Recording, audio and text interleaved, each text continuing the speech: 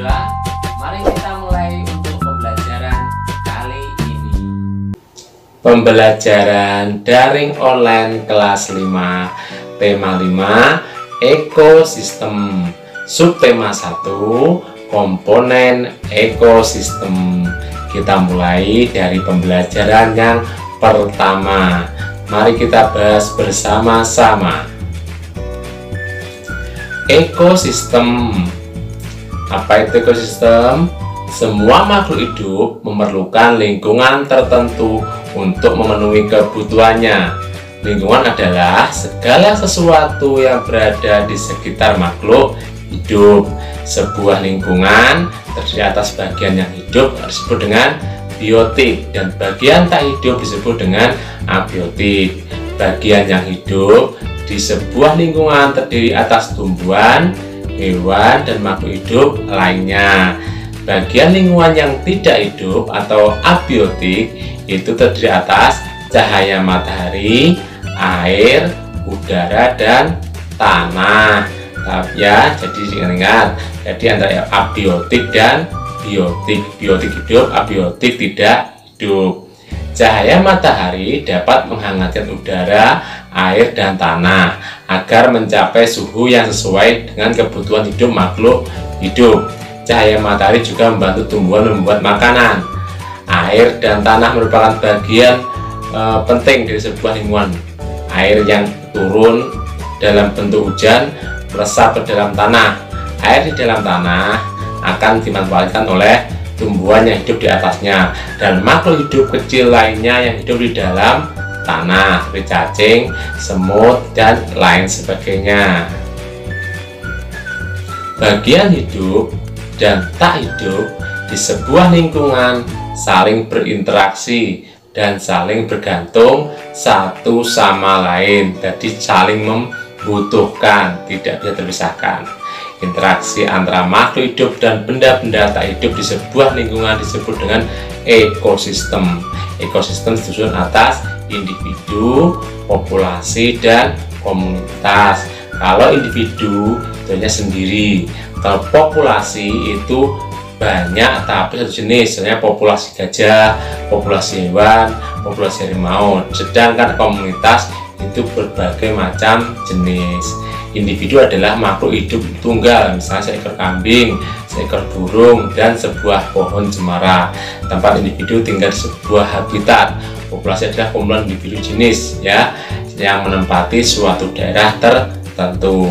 Contoh, di sebuah kolam terdapat populasi ikan, populasi tumbuhan, teratai, dan populasi lumut. Sementara itu, komunitas adalah populasi makhluk hidup di suatu daerah tertentu. Contohnya adalah komunitas sungai dan komunitas padang rumput.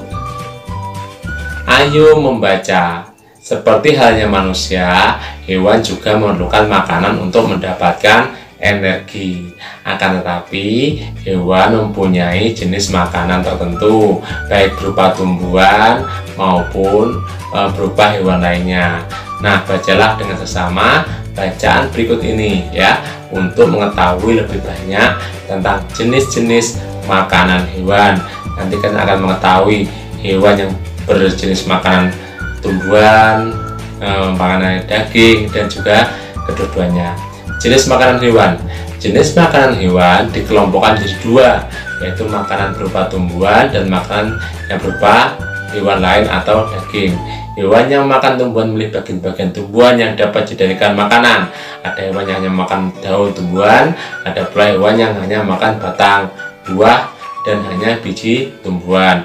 Namun, ada beberapa jenis hewan yang memakan lebih dari satu bagian tumbuhan tersebut, misalkan daun dan buahnya, atau daun dan batangnya, atau buah dan bijinya, atau daun dan bijinya saja.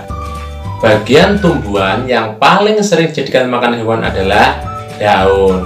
Hewan seperti ulat, rusa, dan zebra maupun kuda ya, itu merupakan beberapa contoh hewan yang memakan daun. Sementara itu, beberapa hewan menyukai batang tumbuhan seperti sapi ya. Sapi merupakan salah satu hewan yang menyukai batang tanaman padi dan jagung. Sedangkan hewan panda, tahu kan panda? Ya, itu menyukai batang pohon bambu. Bagian tanaman berupa buah juga disukai hewan. Belatung senang makan bagian dalam buah, dan ini seringkali merugikan para petani buah. Burung-burung menyukai bagian tumbuhan yang berupa biji. Biji padi sering menjadi incaran burung pipit. Tahu burung pipit? Manempret ya. Biji kenari sangat disukai para tupai. Beberapa hewan memakan hewan yang lebih kecil sebagai makanannya. Hewan di sini menjadi mangsa bagi hewan yang lebih besar. Serangga menjadi makanan bagi hewan-hewan seperti katak atau cecak, dan tikus menjadi makanan bagi kucing. Demikian juga dengan kelinci yang menjadi sasaran makanan bagi burung elang. Menemukan pokok pikiran dalam bacaan non-fiksi secara tepat. Mau tahu bagaimana caranya? Nah, kalian akan mengetahui caranya menemukan pokok pikiran dalam bacaan ya. Teks non-fiksi adalah teks yang berisikan kejadian sebenarnya ya, dan bersifat informatif.